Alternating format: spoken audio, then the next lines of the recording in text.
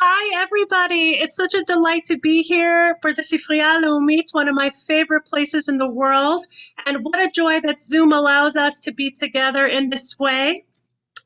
My thought today was to talk a little about Isaiah and why he's so appealing to poets, and then open it up for your questions, comments, musings, etc. And we'll see how it goes. For many years, I was obsessed with Isaiah, with Yeshayahu, and along the way, I started to see and hear Yeshayahu in the work of poets across many languages. So today, I wanted to show you a little bit of that and look at moments in Celan, Sutzkever, Dory Graham, and Robert Pinsky that come from Yeshayahu. And I want to think out loud with you about why Yeshayahu was so compelling to poets, why he crosses borders of translation and language and time. And after this walkthrough, I want to open it up to your comments and questions and thoughts. So I will be honest and lay my cards out on the table. I have always felt that the towering poet Paul Celan is the true heir to Yeshayahu. So why do I feel that way? I feel that this heritage can be felt explicitly in Celan's magnificent use of repetition, as well as direct quote, when he simply lifts Yeshayahu and puts Yeshayahu's words into a poem. And then there's the implicit stuff. Most fascinatingly, Yeshayahu can also be felt if you dig deep into Celan's process. When you start looking at his drafts, at poems in progress, you can sometimes find threads of Isaiah in it, and you can see Isaiah in his changes and in his edits. So last year, as many of you must know, last year was the 100th anniversary of Celan's birth. And so there were so many reviews and essays about Celan and about his various translations. And I felt something really, really strange reading all of these celebrations. I found that these pieces often commented on his survival of the Holocaust, but they somehow skirted over just how Jewish Celan was. So, for Celan went to a Hebrew-speaking school, the Safa Ivriya. He grew up in an Orthodox family. And I was saddened when some of these celebrations of Celan didn't recognize or discuss the sources of some of his poetry. And I found that I missed the Yeshayahu in it. So this is actually a long-standing problem, and there's an astonishing passage in Don Felstener's amazing biography of Celan, which is called Celan, Poet, Survivor, Jew. And one of the amazing things about Felstener is that he spent years looking around in Celan's library with the permission of his wife. And there's one incident in there that always stuck with me. So he says that while in 1984, when he was looking at Celan's Tanakh, his Hebrew Bible, his Tanakh, he noticed that someone from a German research team who wasn't able to identify the book wrote a slip on top, and it said, important? Is this important? So all of these pieces, which did not mention Yeshayahu, made me want to do this. And they made me want to talk about Yeshayahu in Celan and in so many poets. And just to bring it back and to say, wait a minute, it is important. So with your, yes, all the chat. So I thought one of the things that you can hear that's really amazing is how Celan uses repetition. So I thought, why don't we just take a bit and go give him a little time and listen to Celan reading his most famous poem out loud. The poem's called Death Fugue, and it was written in 1944. And there's something amazing about hearing him read. So even if you don't understand a word of German, let's listen to it, and then let's think about what in it might have come from Yeshayahu. Okay? So let's see how we do with all our technical drama-rama, right? So challenging. This is Celan. Let me see if I can do a share screen. Okay, so I'm realizing that I can hear and you can't. I didn't realize that. Okay, so in my Let me see. I have to talk over Ceylan. It's not so easy. Okay. You can hear me. Okay, so now I'm turning it on. Nicht eng. Ein Mann wohnt im Haus, der spielt mit den Schlangen, der schreibt, wenn es dunkelt nach Deutschland, dein goldenes Haar, Margarete. Er schreibt es und tritt vor das Haus, und es blitzen die Sterne, er pfeift seine Rüden herbei, er pfeift seine Juden hervor, lässt schaufeln ein Grab in der Erde. Er befiehlt uns, spielt auf nun zum Tanz. Schwarze Milch der Frühe, wir trinken dich nachts, wir trinken dich morgens und mittags, wir trinken dich abends, wir trinken und trinken. Ein Mann wohnt im Haus, der spielt mit den Schlangen, der schreibt, wenn es dunkelt nach Deutschland, dein goldenes Haar, Margarete, dein aschenes Haar, Sulamit. Wir schaufeln ein Grab in den Lüften, da liegt man nicht eng. Er ruft, stecht tiefer ins Erdreich, ihr einen, ihr andern spielt weiter zum Tanz auf. Er greift nach dem Eisen im Gurt, er schwingt, seine Augen sind blau. Stecht tiefer die Spaten, ihr einen, ihr andern spielt weiter zum Tanz auf. Schwarze Milch der Frühe, wir trinken dich nachts, wir trinken dich mittags und morgens, wir trinken dich abends, wir trinken und trinken. Ein Mann wohnt im Haus, dein goldenes Haar, Margarete, dein aschenes Haar, Sulamite, er spielt mit den Schlangen, er ruft, spielt süß. Okay, I really can't tell what anyone else is hearing or not. So hopefully you heard Ceylan read his own work. I always think it's extremely moving, and to hear his voice change toward the end, and to hear that. So hopefully you can hear that with me. I am going to. I guess I'll just put the translation in the chat. Maybe that's less risky.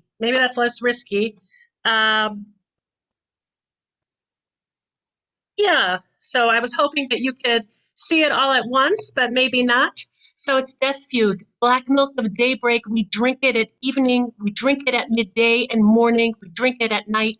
We drink and we drink. We shovel a grave in the air. There you won't lie too cramped. A man lives in the house. He plays with his vipers. He writes when it grows dark to Deutschland, your golden hair, Margarete. He writes it and steps out of doors, and the stars are all sparkling. He whistles his hounds to come close. He whistles his Jews into rows, has them shovel a grave in the ground.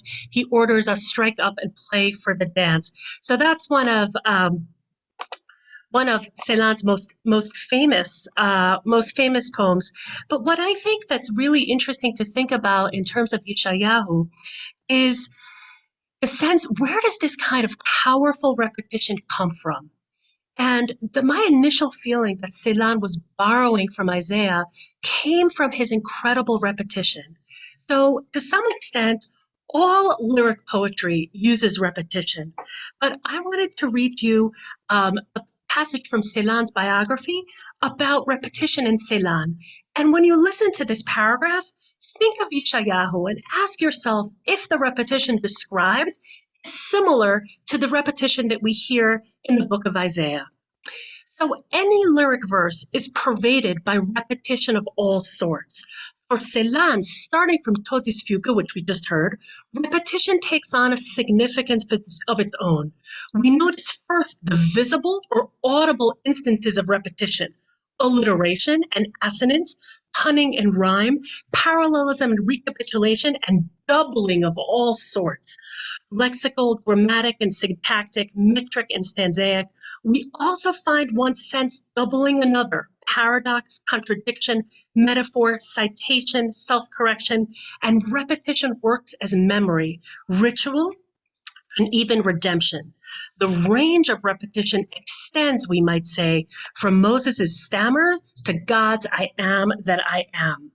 So that was just a feeling initially. I had the feeling that there was something in Ceylan that was being lifted from Yeshayahu, and I could hear it.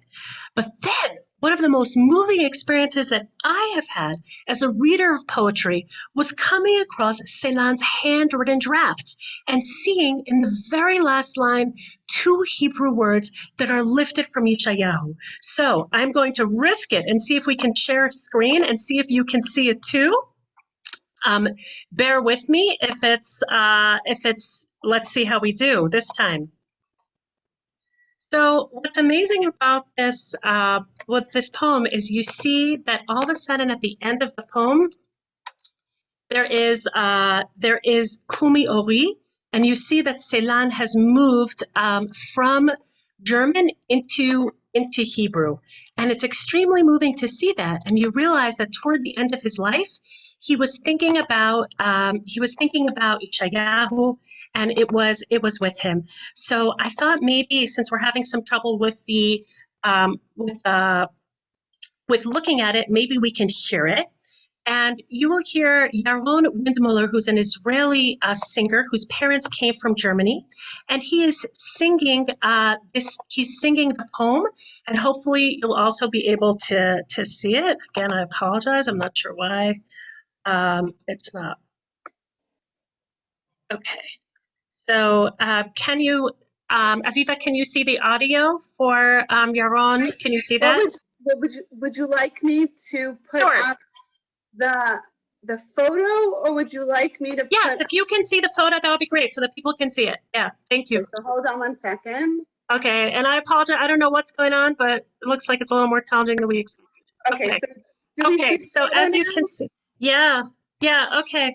So when I first saw this, I was incredibly moved because you can see Celan's handwriting, and this is one of the last poems that he ever wrote. And if you look closely, you can see that the last 2 lines are Kumi Ori from Yeshayahu. Okay? And the poem itself is a very difficult poem because it's a combination of medieval German, modern German, and Hebrew. But what I think it shows is that he was always turning to Yeshayahu at any opportunity.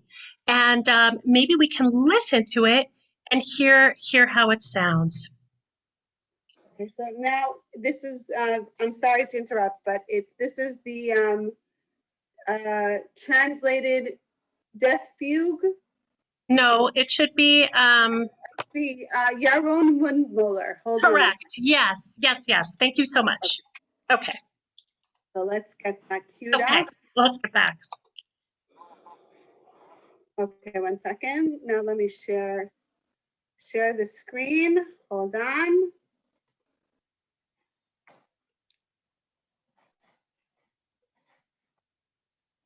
כל מילה. התרשמתי כל כך מהעיתון, אמרתי, מדהים, אני עושה מינוי, עשיתי מינוי באותו That's not right. ערב שהגעתי הביתה. מתעניינים בעיתון הזה. Okay, I can move on if you can't. It should play now. Okay.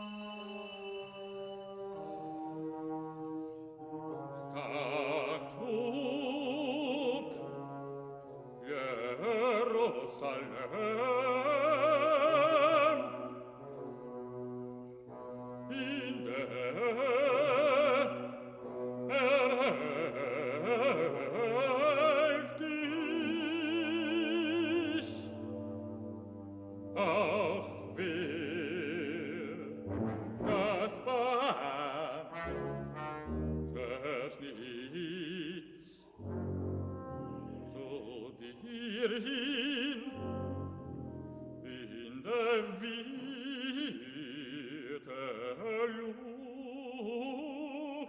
Luft knüpft es neu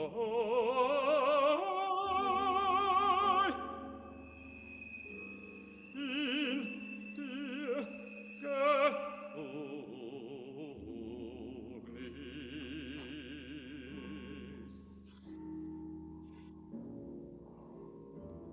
Schlangbrochen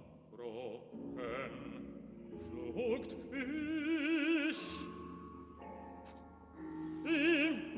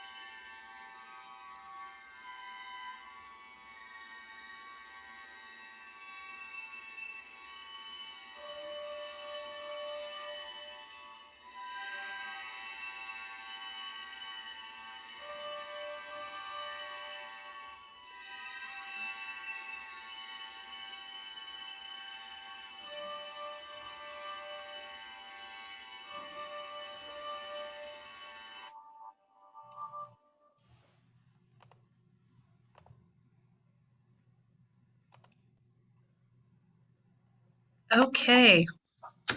So as you can see, it's a very unusual piece of music. What I'm going to do is I'm going to switch to a very low-tech mode because I see that we're getting into trouble here. So I'm going to read the translation, and then I'm going to do something super low-tech. I'm going to hold it up to my screen so that you can read it, okay? So that you can see, and you can see Kumiori at the end. So it's a very short poem, but again, it's melding 3 different languages. So this is the translation in John Felsner's translation. It reads, "You be like you ever. Rise up, Jerusalem, and rouse thyself, the very one who slashed the bond unto you and become illumined. Knotted it new in Mindigness, spills of mire I swallowed inside the tower. Speech, dark selvage, Kumi Ori." Okay? And now I'm going to do what I do with my nieces. Hopefully this extremely low tech will work for you. And you can see, if nothing else is working, maybe you can see the poem. If someone can nod, that would be helpful. And you can see this is one of the last poems that Celan wrote in his entire life. And you can see that at the very end of his life, there he is with Kumi Ori. And there he is writing in Hebrew in his own, in his notebooks, and I found that tremendously moving. So I see a hand up. I hope that means that it's readable. So these 2, I think, cover the explicit ways I think that Celan lifts from Yeshayahu. You can see the repetition when you think Nachamu, Nachamu Ami, and you hear we drink it and we drink it. You can hear that he's taking the repetition of the prophets and moving it into his own work and melding it with the Holocaust. And you can also see he has a total direct lift. He just puts it in there, and it's incredible to see. So those are 2 explicit ways that you notice. I want to talk a little bit about the weirdo German that we see in this poem, which becomes weirdo English. For those who read German, I'm just going to go back to low tech, and I'm going to hold up the German so you can see that this is medieval German. medieval German that Celan is using for the rest of his life. Now, why is he doing that and what's going on? Super cool to think about. So the German is a lift from the German mystic Meister Eckhart, who lived from 1260 to 1328. And he believed that God was unknowable and unspeakable. And it's fascinating to think about when Celan was writing this poem. He was working on it in 1967. So of course, it's an important year in Israeli history. And Celan was studying Eckhart and became intrigued by one of Eckhart's sermons in medieval German and how it used the Latin translation of the 60th chapter of Isaiah. So what happens is he's using a mixture of that and the Hitoreri, and that's how he gets to this very unusual poem. So I thought the other way that you see Yeshayahu and Celan is you see it in the edits that he made. So let's take a chance and hope that we can see where Celan uses the phrase Yad Vashem, that iconic phrase, a hand and a name that comes from Isaiah, and watch how he plays with it in a poem, how it moves. He switches from the phrase hand awake, name awake, and originally it's hand and name awake, which is closer to Yad Vashem. So Aviva, are you able to share hand awake? Yeah. Yay. Okay, so maybe you can see this amazing poem. Okay, can we make it larger? Is that possible so everybody can see? I can try. Okay, let's try. Is that better? Yeah. Okay, so if everyone could look toward the bottom, toward the last stanza, look at that. Just think, this came toward me, name awake, hand awake. And when you see that, you might think, oh, name awake, hand awake. But then when you look at Celan's original, you see the original was hand, name awake. And that, to anyone who knows the book of Isaiah well, is a lift from Yeshayahu. That's a hand and a name. And because it's Celan, he's mixing it with a hand, a name, and a wake. So I feel if you look at Celan, I found 24 different instances of lifts from Yeshayahu, so you could really talk about it forever. But I want to move over and I want to talk about Sutzkever, Avram Sutzkever, the great Yiddish poet. And one of the things, it's interesting to think about Celan and Sutzkever next to each other. So I want to encourage us to do that and to think about their lives and the choices that they made. So Celan's mother tongue is actually German. And of course, throughout his life, people asked him, why are you still writing in German? Come on, they killed your whole family. Why are you with German, right? And Sutzkever also, for different reasons, Sutzkever writes in Yiddish his entire life, even though, of course, he moves to Tel Aviv, right? So Sutzkever lives in Israel and writes in Yiddish, and Celan relocates to Paris and he writes in German. So both of them had some experience of geographic exile their entire lives, and yet sticking to their mother tongue all their lives in a very, very interesting way. But they're linked, even though they're very different poets, they're linked in another way, in that they return to Yeshayahu over and over and over again. And I thought that was really fascinating that both of them came back to the same source throughout their lives. So let's see if we can. I'm so afraid to share anything. It's so scary. Let's see if maybe a link will be easiest for you. I want to look at some amazing translations by the young Yiddish translator, Maya Evrona, who's doing amazing work. Maybe if I put it in the chat, that will be easier for you. I'm beginning to fear the share screen function. So I'm going to put it in the chat for everyone, and I'm also going to try a share screen, okay? So you can follow me. There it is in chat. Hopefully that works for everybody. Okay, let's take a look at this incredible poem. If you scroll down, see an amazing poem by Avram Sutzkever called Memory of a Meeting with a Wolf. Memory of a meeting with a wolf. He is out of his mind to be wandering alone in this enveloping blizzard at night when the snow is higher than the fir trees around us. Thus were my thoughts as we became acquainted. A red crown, his claws flayed night into pieces. His countenance was wrathful, with sparks for a smile, made way for me to pass. I repaid him the same gesture without hesitation, but he had already seen magnanimous men such as me. His tongue sizzled with the milk of snow. The sparks of his teeth flickered. With a lift of the head, he read my ancient thoughts. There remained only a moment's splinter, only a splinter, and we were both suspended face to face on the same shiver. And as we remained, sprinkled with snow, suspended face to face, I was finally able to see his thoughts, and I read them with haste. Human being, you have forgotten. Beast am I, and man are you. Now is not the time for Isaiah's prophecy to come true. So it's an incredible, direct address of Isaiah, just like Selan at the end of his life is hold on, kumi ori, right? Selan is hitorori, torori at the very end. Here is Sutzkever. This poem was written in the early 1980s. But one of the interesting things about Sutzkever is whenever there's some sort of major event in Israeli history, he's back with Yeshayahu and his Yiddish poems. So I wanted to talk about a short excerpt from Sutzkever that was written in 1948 that the scholar Ruth Wiss wrote about. And she also sees this wolf imagery. So I'll read it and I'll put it in the chat. It's just a few lines that she sees, and she sees them. Okay, I'm just going to put in the chat for all just a few lines so you can follow me. So you arrived naked. This is Sutzkever in 1948.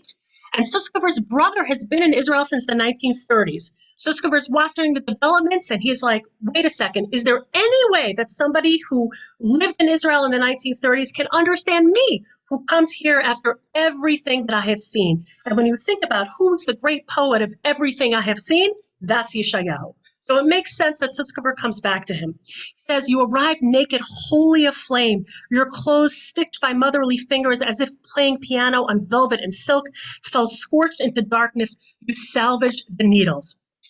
Now I want to read a little bit from what Ruth Wiss says she says that addressed in prophetic mode, the poet is charred by the Holocaust, but intact, with a wolf in one eye and in the other, your mother. So she points out that a lot of Judaism calls for a separation between the sacred and the profane, the holy and the non-holy. And even though Sutzkever in other poems never blurs the boundaries between good and evil, he acquires some sort of doubled vision that won't allow him to separate the wolf from the mother, or the Churban in Europe from the rebirth of Israel. So he's always thinking about the wolf and the fire together. So she paraphrased, this is Ruth Wiss translating the rest of what Sutzkever writes there. Even had you been greeted by Isaiah, he would have offered his prophecies with lowered leaden eyelids and shamed lips. Don't look for consolation from even your own brother. Between the two of you, there lies a Warsaw Ghetto uprising, like an ever-flaming river Sambation that tosses Jewish fate around even on the Sabbath. So I'm going to put that in the chat so that you can follow me. So it's extremely moving. This was written in 1948, one of the worst battles for Jerusalem. And Sutzkever is thinking about Isaiah. And he's thinking of his brother. And he's saying that even had you been greeted by Isaiah, you would not be able to understand. You cannot understand me. You can't. There's no consolation, even from your own brother who loves you, that hasn't seen what you have seen. So I think it's extremely moving that Sutzkever, who is the great poet of imagery and dreams and visions, when it comes down to it, he says, hold on, you will never be able to understand. We are separated. We are separated forever. So I want to close by talking a little bit about two American poets who also turn to Yeshayahu in different ways.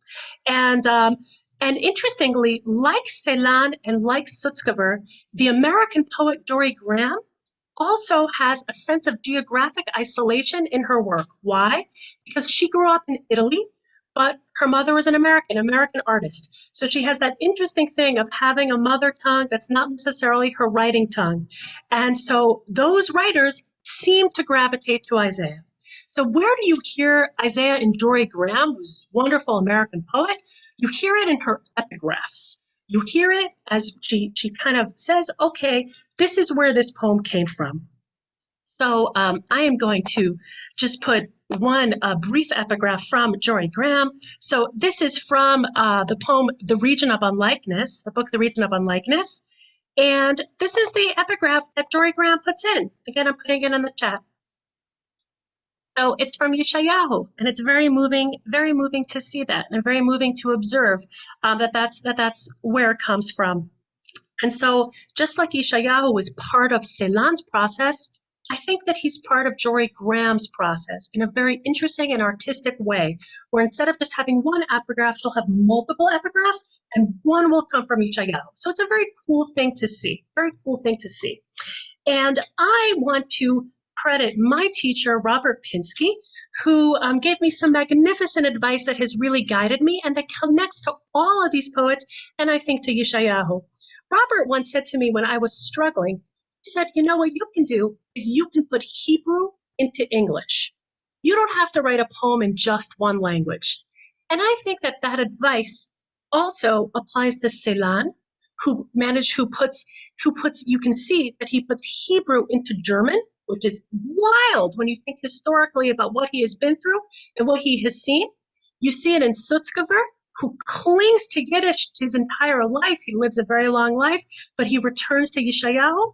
You see it in Dory Graham, who leaves Italian and is like, let me borrow a little bit. Let me do this. Let me borrow from here. So I thought that was a very moving aspect of Robert. And Robert will have a memoir out next year. And part of his memoir describes his bar mitzvah parsha, which is his haftarah, was the last chapter of Yeshayahu, and how that experience of not completely understanding made him into a poet. And I think when you look at that difficult Celan poem that I tried to show you, again, I apologize for some of the tech things, but I think you can see that it's so difficult to understand. It's got the medieval German mixed with the contemporary German, mixed with Yeshayahu. It's so hard to understand. But something about the unknowable is Yeshayahu's terrain. And that's what I think is attracting to the unknowable is what gets poets. I want to just talk a little bit about why I think Yeshayahu is so attractive to poets, and then I want to open it up to you. I think the main thing about Isaiah that is so exciting for so many poets is power. And power can be scary. It can be scary to be super strong on the page, to yell, to scream, to have an issue with God, to have an issue with history, to speak to an entire people. That's something extremely powerful. And I think that that's something that all of the poets we've talked about today try and do in some way. I think we can hear in Celan that he's trying to talk to eternity. He's trying to talk to history. He's trying to write history before it's written by having Black Milk of Daybreak in 1944.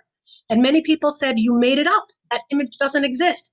But of course, now we know that absolutely there were orchestras playing as people went to the gas chambers, and Celan undoubtedly heard that from someone else. He was not in a concentration camp. He was in a labor camp. But he heard it, and he was like, I am going to write this. I can see this.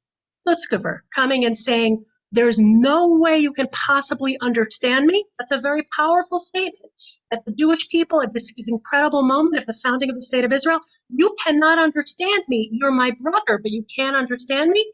Yeshayahu. So it's a powerful moment. I also think repetition, as you see, as I hope you can see, I think that comfort with super repetition to the max really attracts poets. Really attracts them.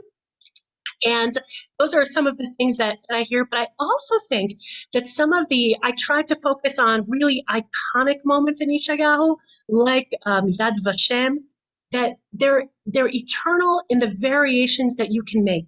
So you can have something like hand, name, awake, and you can address the resonance of the ancient and still have something that's your own. So I would say there's something about the book of Isaiah with its power, with its repetition, with its challenge to history and to the self, that is eternally attractive to poets and that crosses language and time. So thank you, and I look forward to your questions, comments, and anything else you may want to say.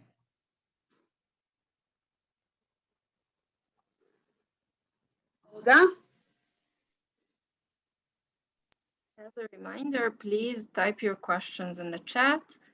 And while you're getting your thoughts together, I'll remind you that Aviya's recent book has come out, I think, this year. Aviya, am I wrong? Wolfram Bomb.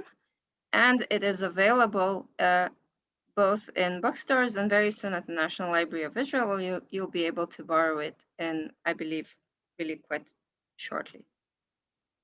Now, Sarah Sassoon asks, first of all, she comments that this was really wonderful, which I agree. And she asks if you can speak, Aviya, about your poetry and how you've been influenced directly by Isaiah, especially in your latest book.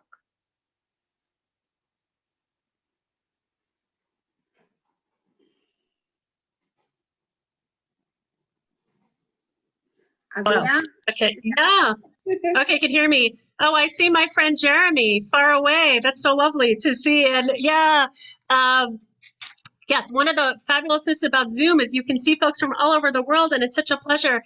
As I thought about Yeshayahu for a very long time. As people who know me know that I basically read him exclusively for about 8 years, and it was all I ever thought about.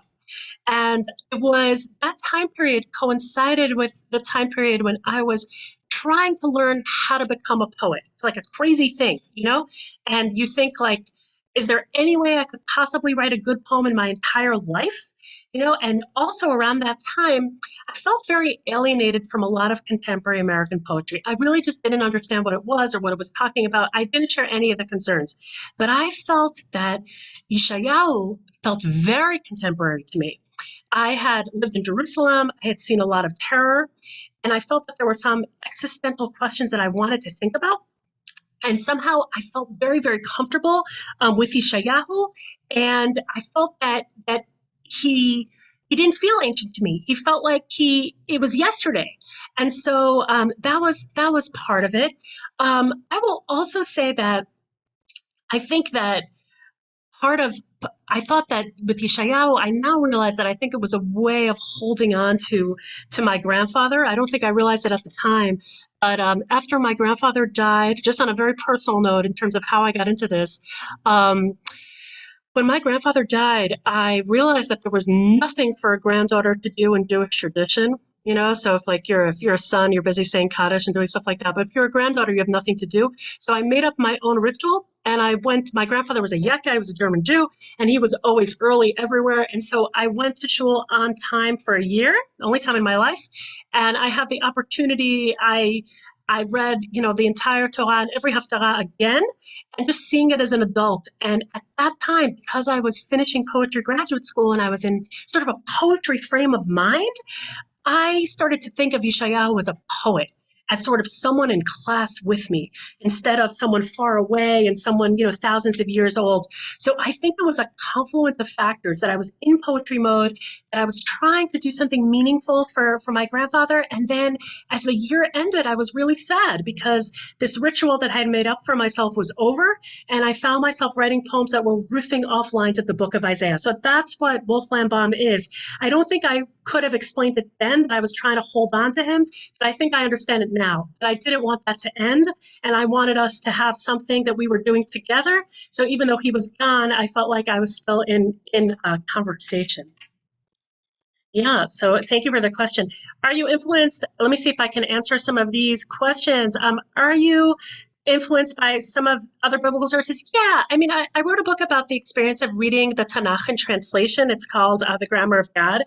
I think I've always sort of been super interested in Yeshayahu above all. Above all. So I think that's not too surprising. But I would also say I've noticed among writers that people who have a favorite prophet really have one and never veer. So there's an Israeli writer named Shimon Adaf. I'll just put him in the chat, and it's obvious that he's a Yirmiyahu person, a Jeremiah person, and you can hear it in everything he does. So I would say that for some reason, if you are really stuck on a prophet, you don't change. So I don't feel alone in that. I feel like Shimon is similar. And yeah, Yeah, so I hope that answers your question. Yeah. I want to talk a little bit about, I want to say something about Celan's biography. And I want to quote Elie Wiesel. I realized I was reading too fast because I was having a little bit of technical stress fest. So I want to read what Elie Wiesel said about this book. He said that this biography is on every level superb. It is essential to anyone interested in the work of one of the greatest and most moving Jewish poets of our turbulent time. So I think it's also interesting to think about Elie Wiesel and Celan together. In case you get into it, I recommend. Yeah.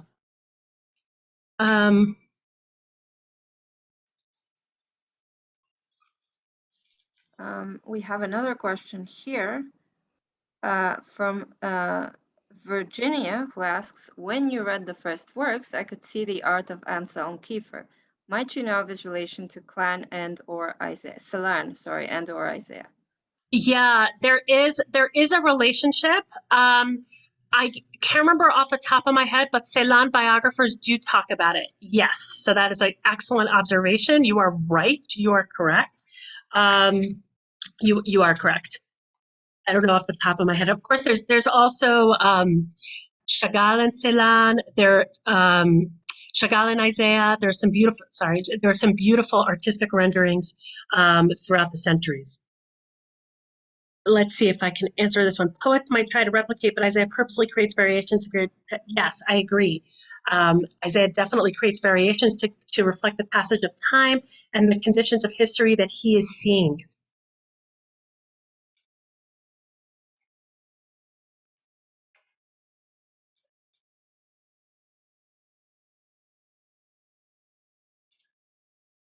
So interesting. Whenever you're worried that you don't leave enough time for question, you worry about how it goes.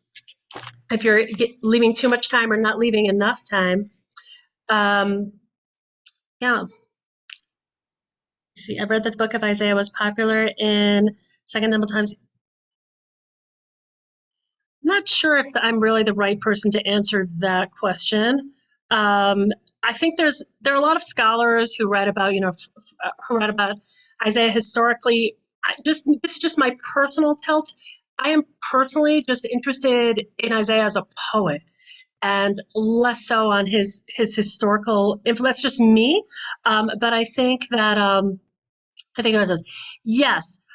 So Robert Pinsky has written very movingly about his experience growing up and growing up in a family that was somewhat unusual, where he went to shul on Shabbat, but his father worked, and how he found himself basically having no choice but to learn and memorize the entire Haftarah. And at the time, it was the last chapter of Yeshayahu, this beautiful, beautiful chapter. And at the time, he really, like a lot of 13-year-old boys, he really didn't understand it very much. But he is written, now that he's publishing for 50 years, he's written that he realizes that initial experience with the power and music of Isaiah, as we've talked about, the tremendous repetition, the comfort with grandiosity, somehow went into him anyway. And that somehow, even not understanding those cadences, molded him as a poet and most importantly, sent him on his way. And I think that's the idea of Haftarah. That's an idea of Allah just to send you on your way.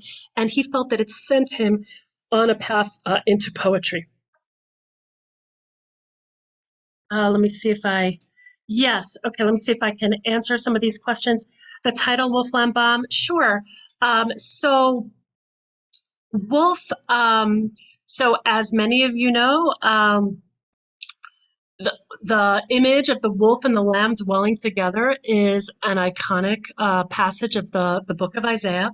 And I thought about it a lot. And the image of the wolf and the lamb repeats throughout this collection of poetry. But I struggle to come up with a title. As some folks who know me who are here know, I could not come up with a title to save my life. And very, very late in the game, after it was just called, the Isaiah poems, which is awful. And I just didn't know. And something that I've learned writing is that, you can't rush a title. And when it's right, you feel it in your heart, and there's nothing else you can do until it's right for you. But it was a long time, and nothing was happening. And for some reason, I started to think that my feeling about Yeshayahu, about Isaiah, is similar to something in visual art, the concept of a still life in visual art. So in French, it's nature morte, so it's living yet dead. Okay, so it's like alive yet dead, a still life. And I thought to myself, that's how I feel about these passages of Isaiah. Of course, they're in the past, they're dead, but they're alive to me. They're alive to me. So I knew in my head that whatever title I was going to have was going to have that idea of a still life. So I started playing, and I started thinking, hold on. This book is still life with wolf, lamb, and ticking bomb. That's what I thought in my head, because I was reading Isaiah and bombs were exploding throughout Jerusalem. It was a scary time. And so I started to think about that vision of peace, the wolf dwelling with the lamb, and the unfortunate reality that we have all over the world. Many people don't want to dwell together. They don't want to dwell in peace. They want something else, right? So I started to think about that. And then I think it was my brother who was like, no still life. It's going to be wolf, lamb, and ticking bomb. And then it just got shorted to wolf, lamb, and bomb. And then my good friend, who is a wonderful poet and editor, said you need to take out the punctuation, and it should be wolf, lamb, bomb. And the reason it works is that there's a parallelism between those three words. So it took a while, but I think it came from visual art, and it came from that feeling that I've had since I was 23 years old, that Yeshayahu is really with us and isn't far away. Let's see if I can answer.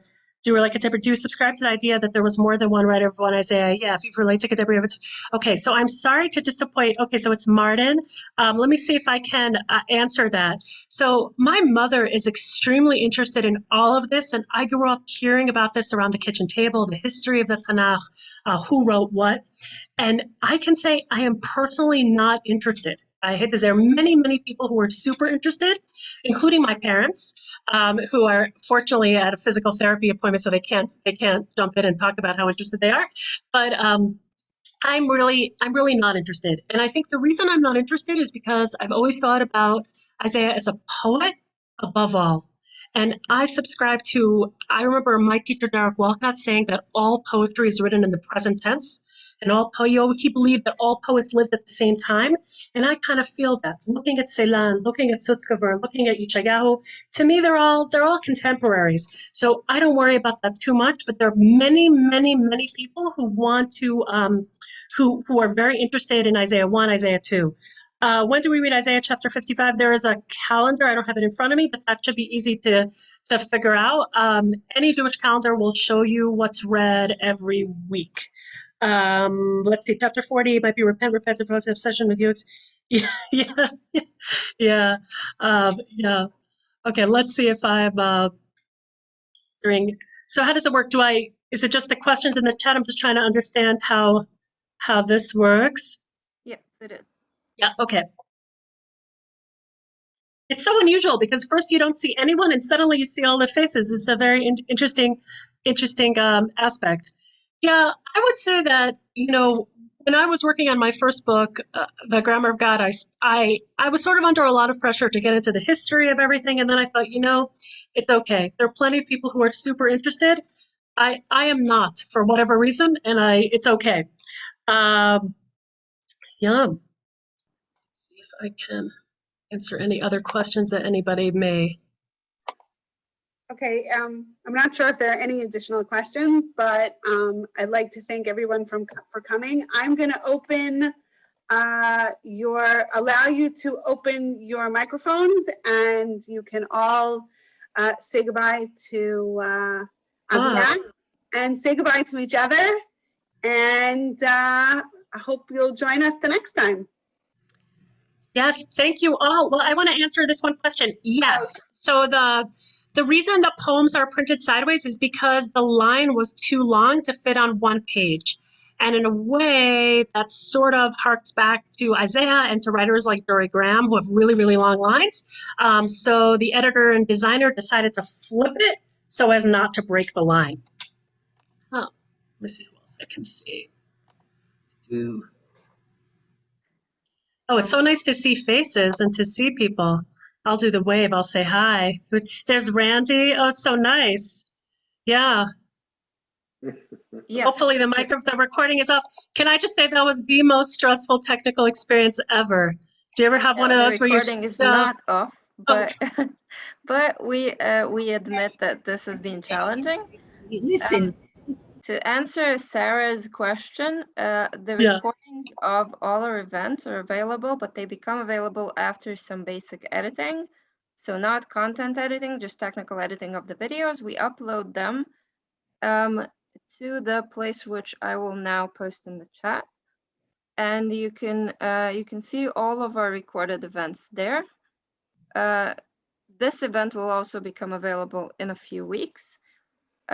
I would like to thank Aviva Zeller for bravely replacing our usual technical producer, Daron Levine, who is currently away from the office.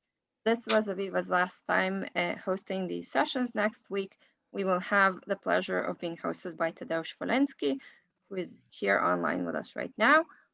And thank you all for joining us, and especially thank you to Aviya, who really fascinated us with this talk. It was so heartfelt and very emotional. I personally really enjoyed it. And if any of you wish to say goodbye or say thank you, you may now switch on all of your cameras and microphones, and we will be saying goodbye otherwise. Thank you. Thank you, everyone. It's so lovely. Wow, is that Christina Prato? Oh, I'll say that. Wow. That you're so enthusiastic. I'm sitting above Tel Aviv, the live city, and it's so exciting here. But watching you is thrilling to hear you speak about what you love. It's beautiful. I wrote that it's contagious. Thank you. I was so stressed out, like none of the technology worked. That was so mega. I'm just like, I'm speechless. Oh my God. Oh my God. But so lovely to see you. Thank you so much for coming. Thank you. Wow, Christina, I haven't seen you in years. So lovely to see you. Christina was at my first job out of college. Wow. So are you in New York? Where are you these days? I'm in New York, and I got your book. I read your poems. So They're really nice. wonderful. They're really wonderful. This is a great talk. I agree.